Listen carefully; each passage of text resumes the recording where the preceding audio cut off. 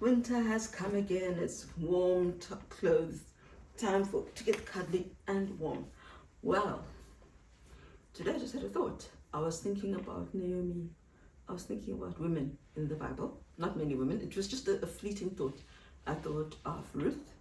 We could say a lot about. No, I'm lying. I thought about Abigail. I thought about Abigail first, and I thought a lot. There's a lot that we could say. But it's interesting and sad that we look at it in different ways.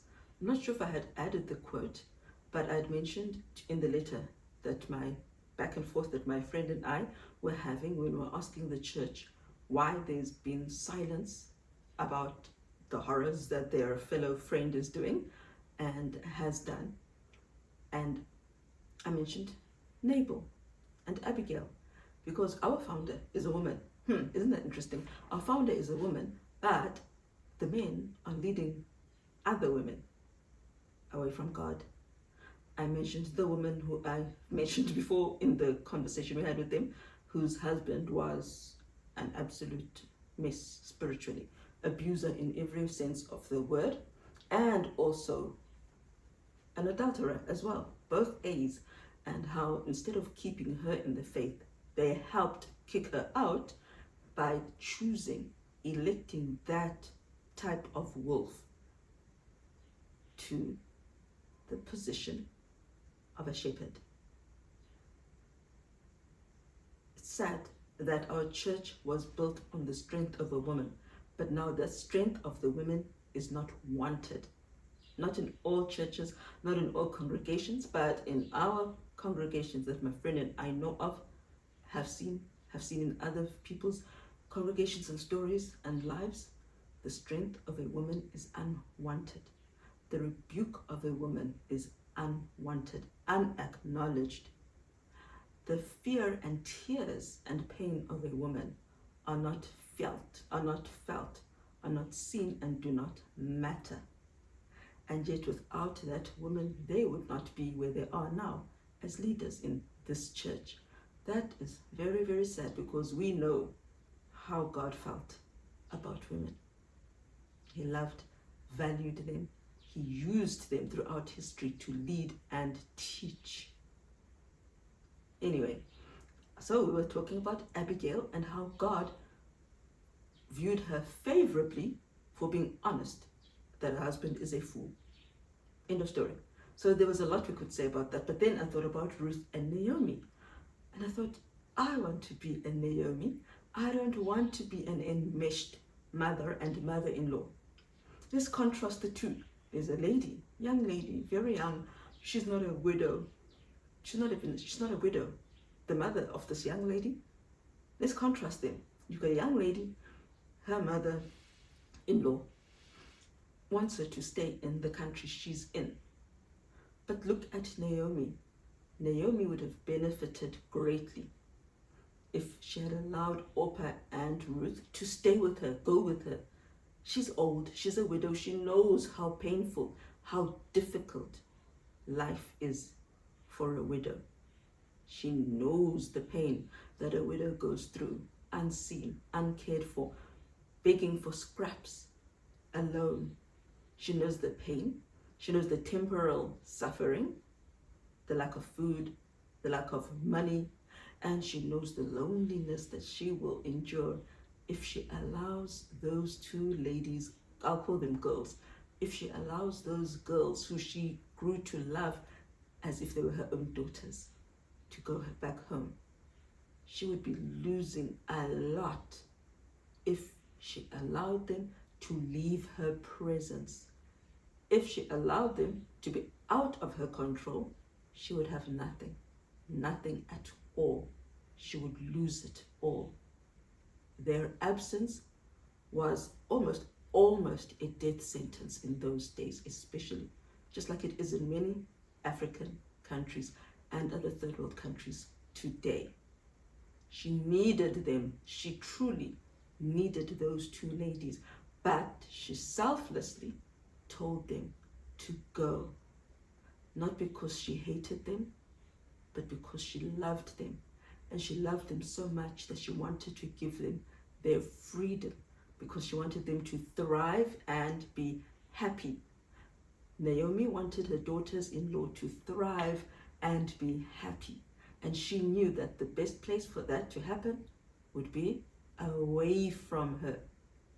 That she didn't want them to be there. She didn't want to use them. She didn't want to use their labor. She wanted them to thrive, even though that meant she would suffer. Then you have this young lady. Her mother-in-law is she's in a first world country. Let's be sure, let's be clear. She's in a first world country.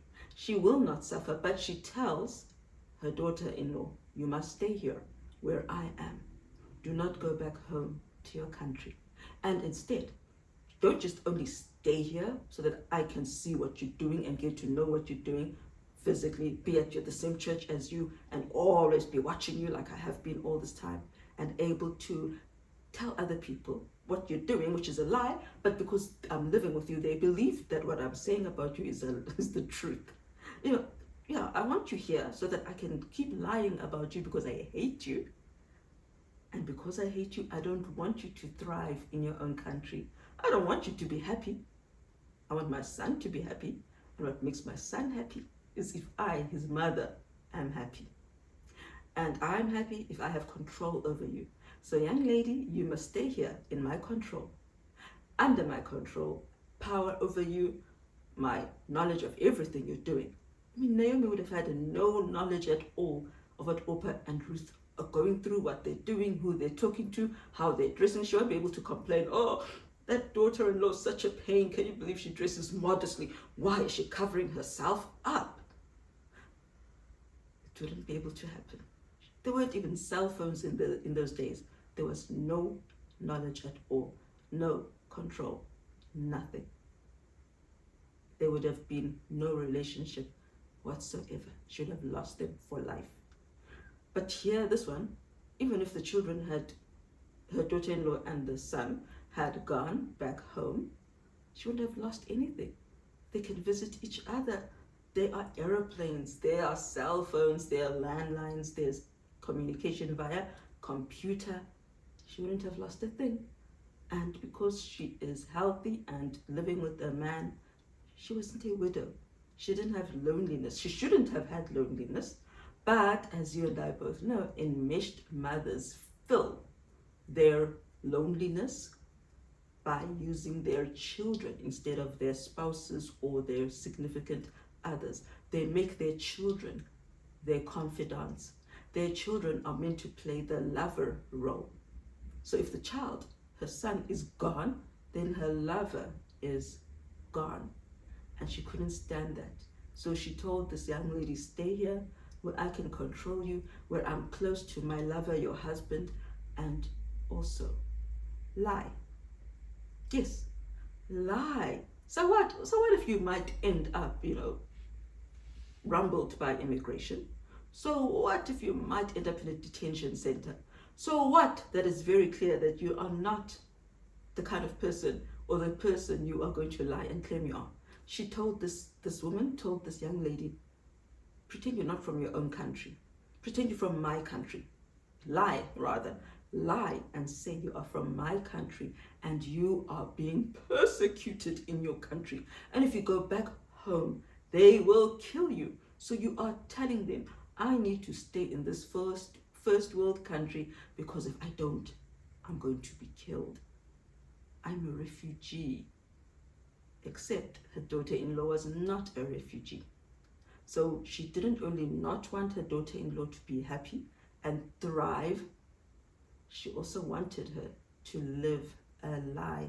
She wanted her to belong to the father of lies, the devil.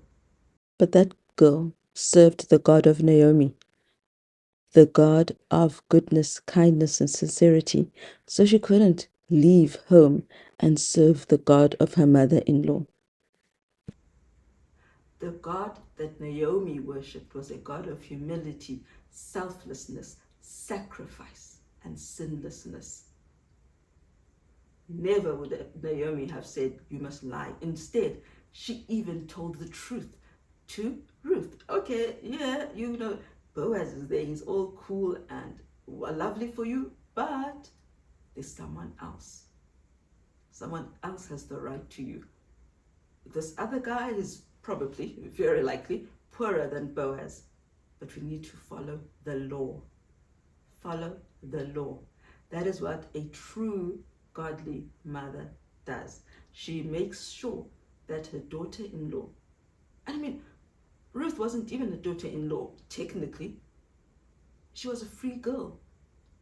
But still, Naomi wanted Ruth, her daughter-in-law, to follow the law in every way possible and wanted her to thrive. Even when she was telling her about Boaz and go and work in his field, he's lovely, she wasn't thinking, and then he'll marry you and then I'll be rich. And she just wanted them to eat. And when she heard that this young lady was being cared for, she was happy for her. She didn't see beyond that. She just wanted her to be happy. The other mother-in-law, the enmeshed mother-in-law, does not want anybody else's happiness but her own. And she will get it by any means possible, even if it goes against the God who made and saved her daughter-in-law. And so you have two daughters. One who has severed herself from that God, who that mother-in-law and her husband, the daughter-in-law's husband, follow and worship. She has chosen to worship the God of Naomi, the God of Ruth, the God of Boaz, the God of Jesus Christ of Nazareth. I choose the same. What do you choose? And I want to be the same. I want to be a Naomi. And I told you that long ago when we were still talking about African culture, or South African culture specifically. I want to be a Naomi.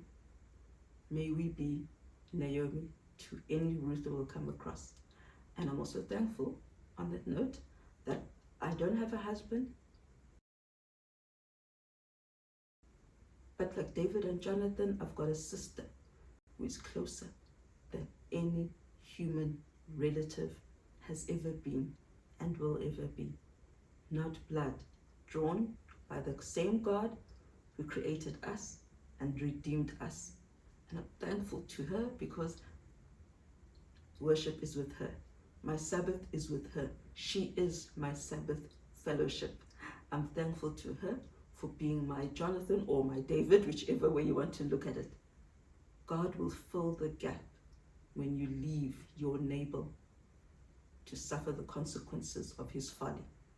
God will fill the gap and provide you with someone who will have your heart and who will want you to thrive and be happy and to be sinless as well. Take care, folk. Have a lovely week.